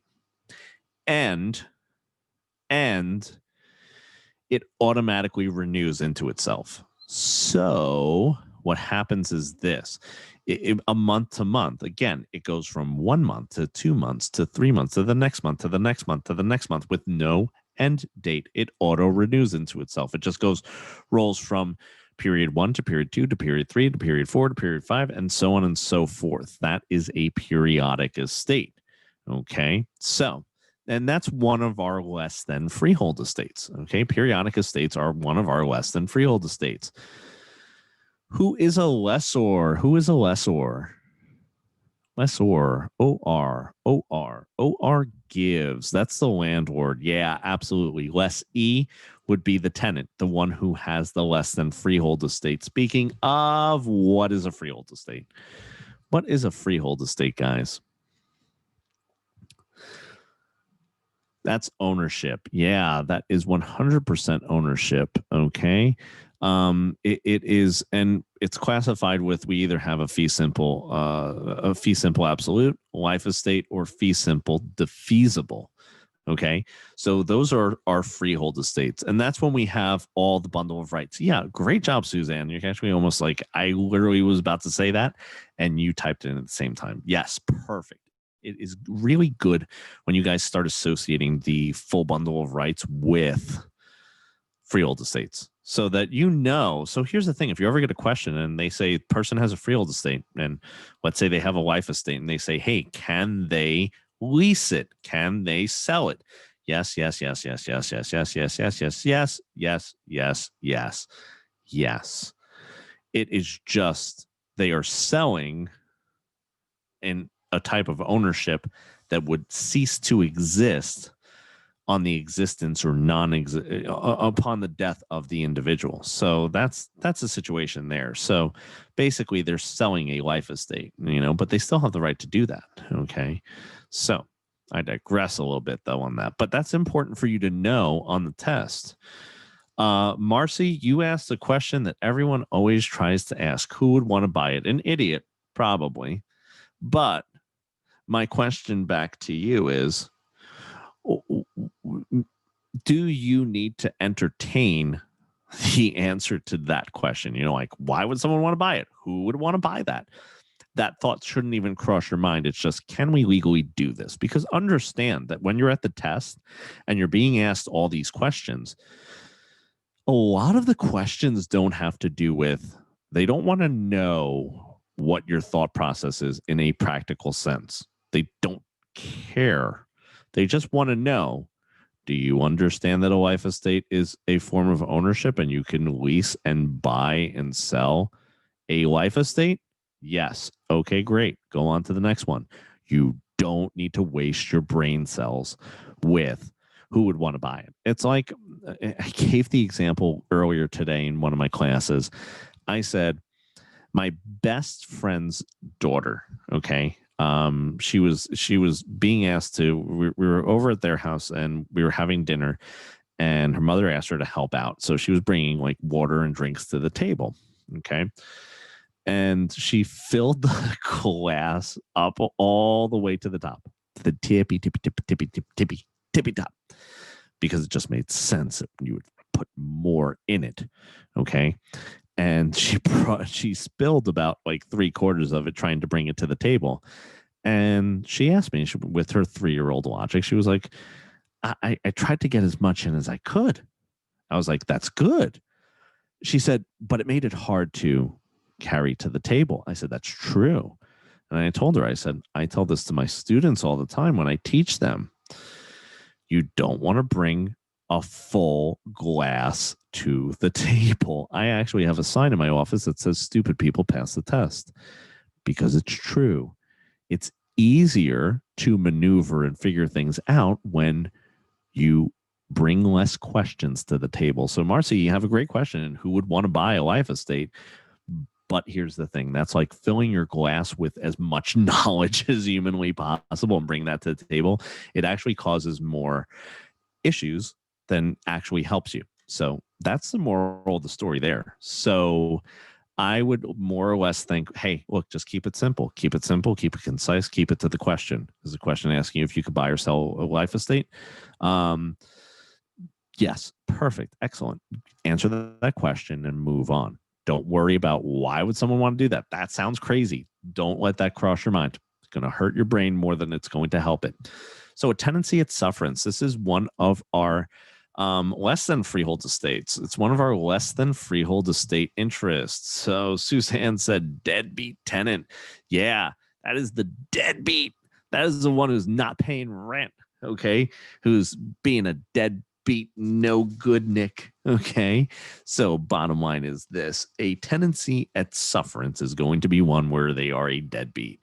Let's go to this one. What about a net lease? What about a net lease? What is a net lease? So some people do refer to it as triple net, okay, where you pay tax, insurance, okay, maintenance, okay. Yep. So you pay insurance, maintenance, and taxes. Yep.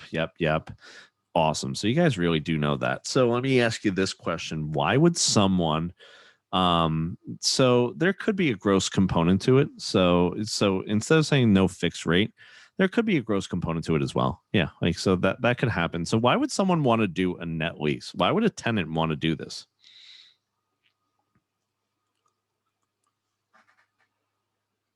Any idea, guys? Why a tenant would want to do this?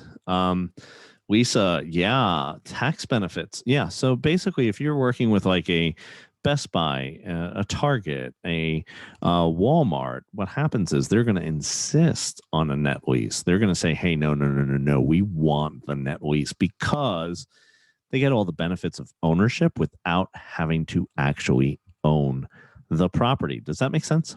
So they don't have to. So it's not gonna be cheaper. Like they're paying more. Like it's not going to be cheaper, but they're getting the benefits of ownership, which is the tax write-offs, in exchange for not having to own the property. So it's the best of both worlds. They're leasing it. They don't have the downfall of saying, okay, they got to liquidate it, and like they're tying up a lot of their money. Because here's the thing: Walmart could buy their commercial space that they operate in. They could. It's totally possible. But why? Like, why spend that kind of money? Why spend $5 to $10 million on that kind of space when you could just keep that 5 to 10 million in the bank and or invest it in other things, right? So that's the situation there. So what is PITI? I think you guys asked this of me before we signed on, before we started our webinar tonight. I think that was asked by at least one person. So what is PITI? PT.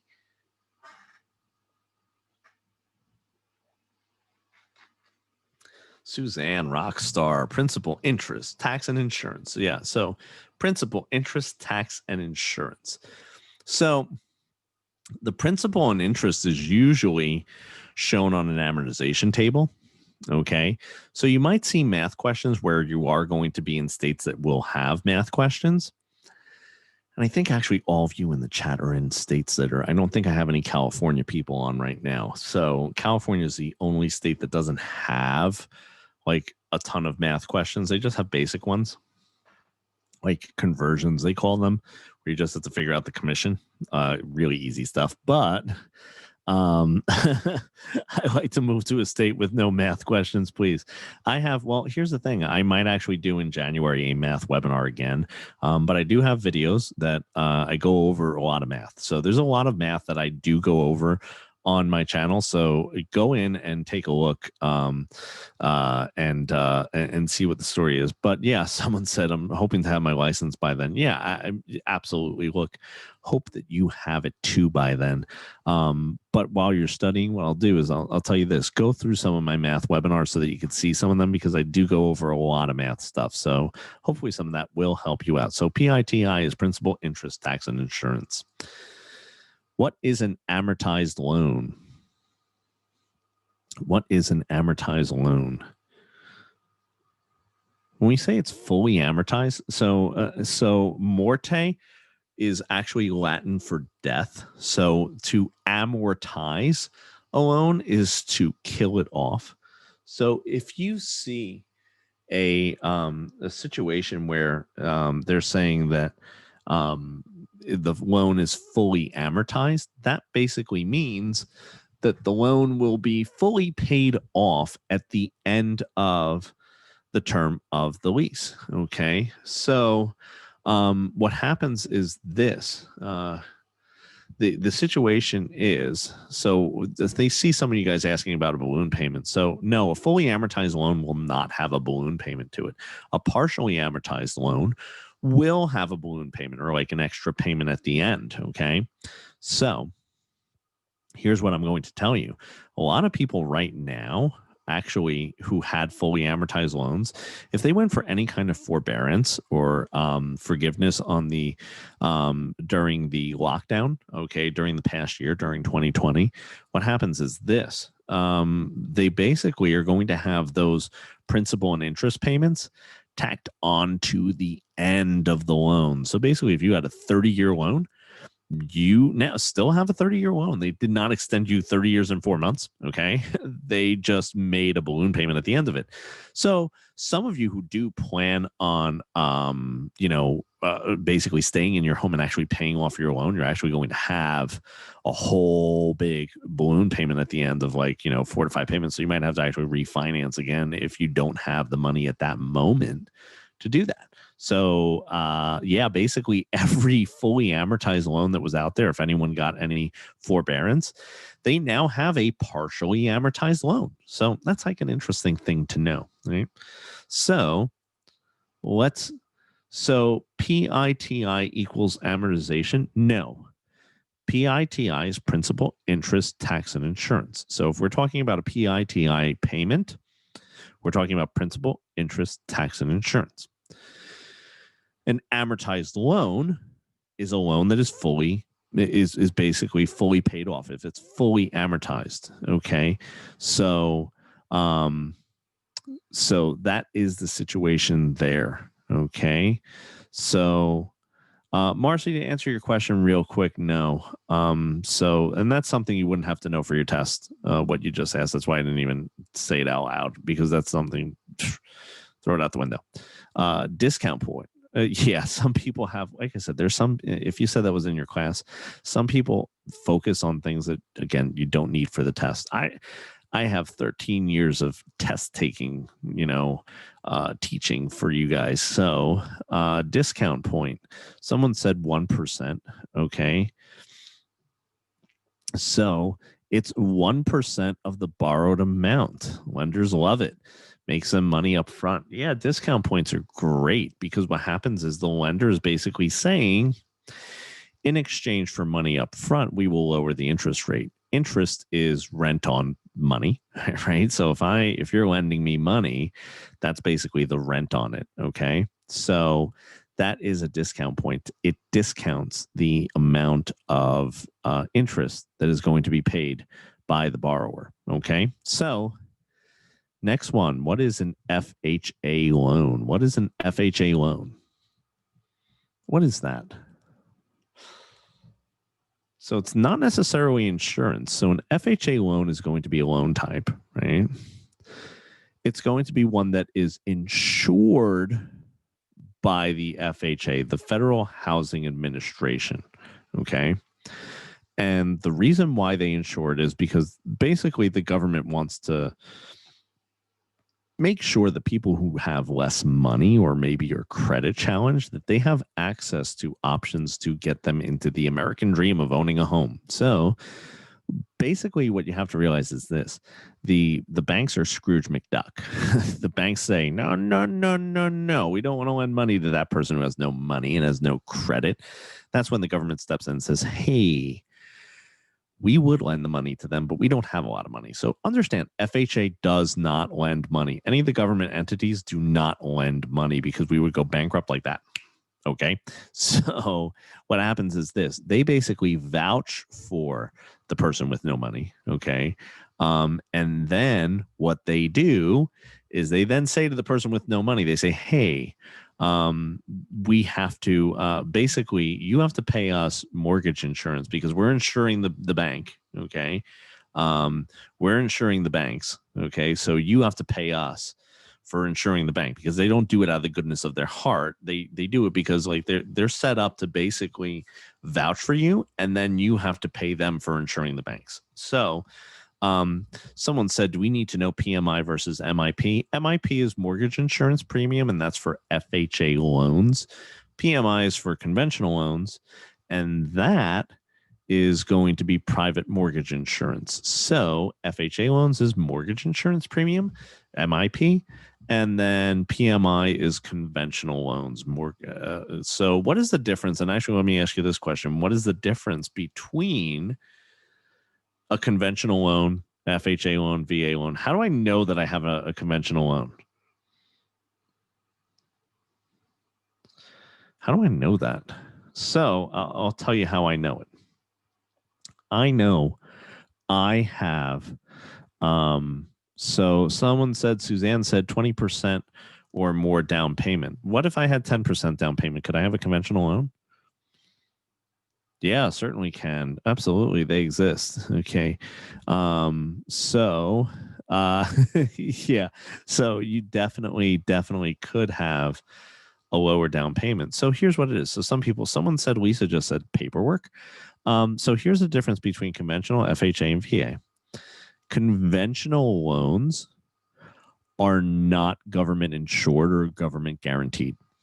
So basically, a conventional loan is one that is not FHA or VA. That easy. That simple. Nothing else to it. Just not that. That's it. Done. So what is interest? What is interest? I kind of told you what this was. I kind of told you what this was before. I said, hey, this is interest. It's rent on money. Yep, absolutely, 100%. Okay. Yep, it's rent on money. It's like, hey, this is how lenders make money by lending out money, right? So what is steering? What is steering? That's one of our fair housing terms. Again, fair housing is a huge chapter. So that's why I want to make sure. So someone said buyers. Tell me a little bit more about that. Give me a little more than just buyers. Okay. And here's the thing: my little third grade English teacher is basically like screaming in my head, you can't use the word in definition, because it'd be like steering is like steering buyers to no. So what I always say is this: it's channeling or directing buyers to or away from an area based on them belonging to a protected class. Now watch this. So that's why I always say this. What if I had a white couple, right? And they said to me, Stu, I want to be by the beach.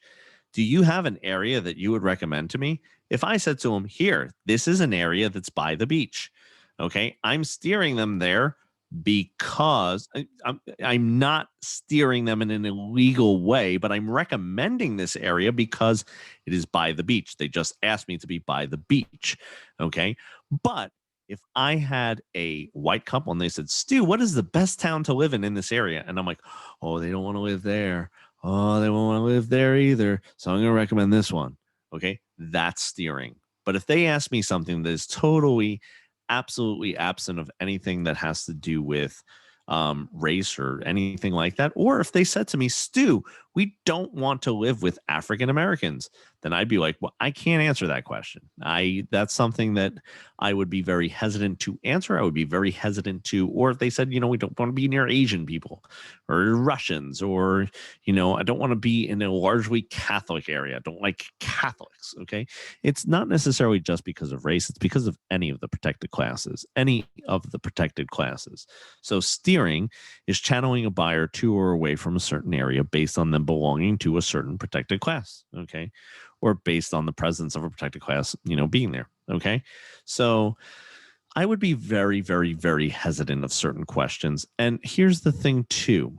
I would also be very hesitant of developing different ways that you would handle different types of people. So what happens is this: you need to have consistency.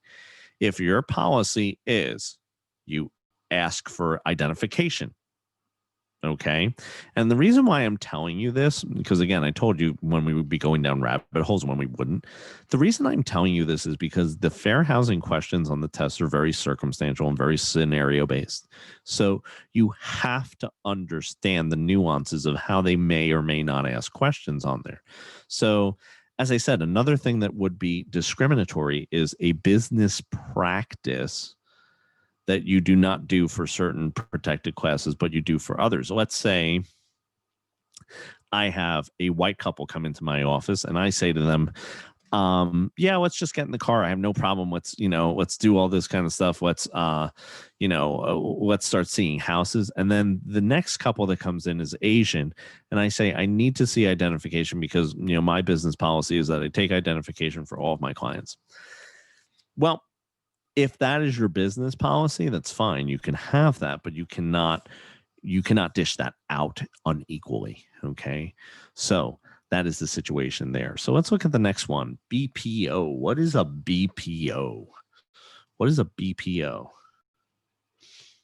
Some of you may or may not know what this is. So I'd be curious to see what you think. Okay. What you know about a BPO. A broker's price opinion. Yeah, this is something that became very popular. So someone said broker's blank opinion. Yeah, broker's price opinion. So this became very popular when there was a downturn in the market, like in 2008. Okay.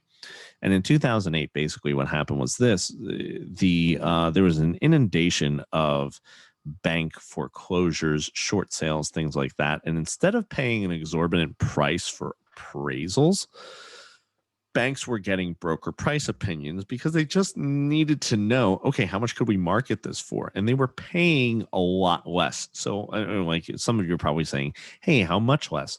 So they might pay $75 for a broker to give basically a glorified semi-official CMA, which stands for a comparative market analysis, versus an appraiser that might be several $100s, maybe $500 to $700 for the same property. So it was very cost effective for them to do this. They still order BPOs depending on the circumstances. They won't do it for loans, refinances, things like that. But if they have like a bank owned property, if they have a short sale, they may order a BPO from a broker. And so relocation does do this a lot, Suzanne. Yeah, 100% they do.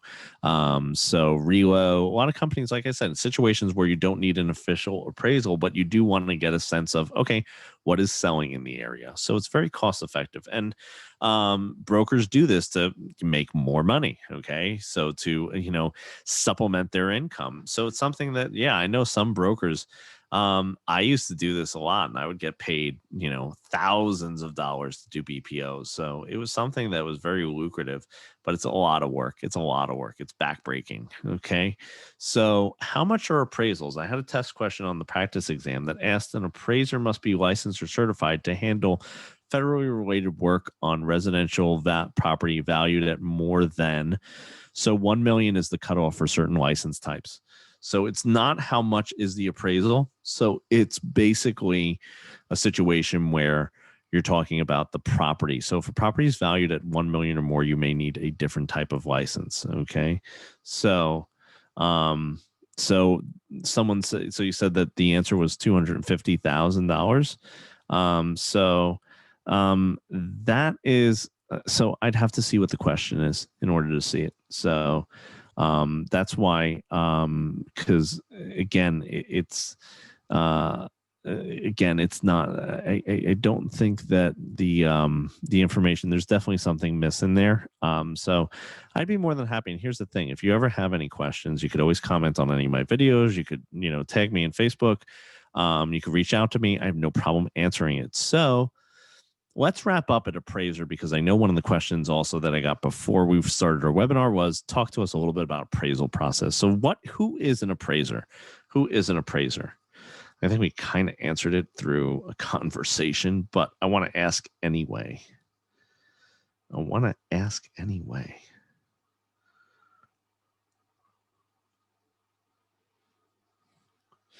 So that's a person that gives an estimate or an opinion of value. Okay.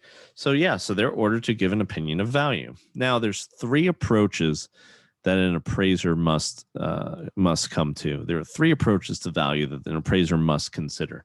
So those 3 approaches are the income approach, the cost approach, and the sales comparison approach. Okay. So when would we typically use the income approach? Because what that does is that basically analyzes analyzes the income that a property is generating, okay, to come up with the value of the subject property.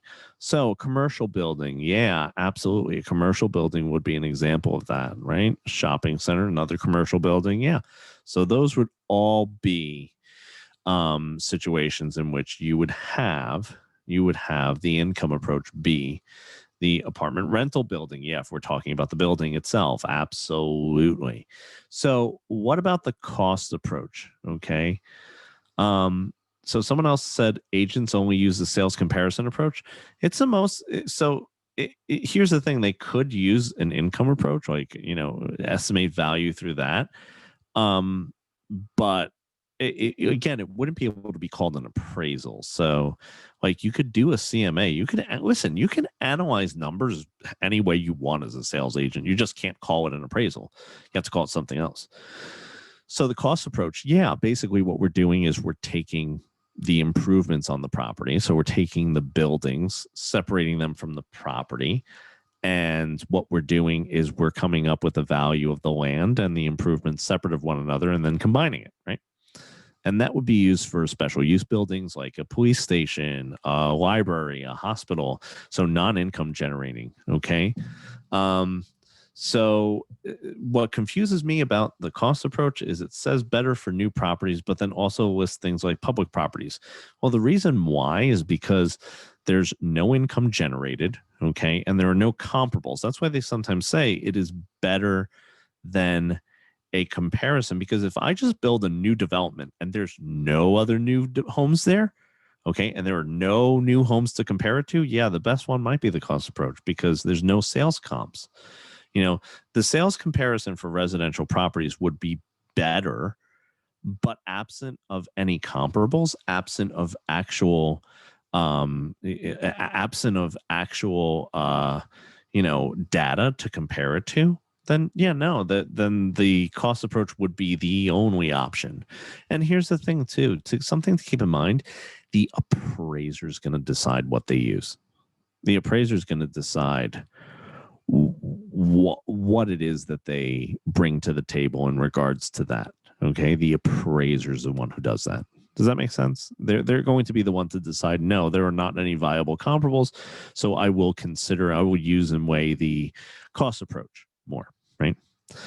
And then the last thing is the sales comparison or the market data approach, and that is usually used for residential properties, okay? When there's sales comparison, there's sales to compare it to, okay? So that is it. So you guys have any last minute questions before I stop the recording? Because that's what I'm going to do now. I'm going to probably stop the recording unless there's any questions that might be helpful for us to have on the recording. So So CCRs. So these are only for HOA. So those are conditions, covenants, and restrictions, and those are usually for condominiums. Yeah. So yeah, that's the situation there. And what I'm going to do is I'm going to stop the recording. Okay. So guys, thank you for sticking with me if you're watching this on recording, and I am going to say good night. All right. So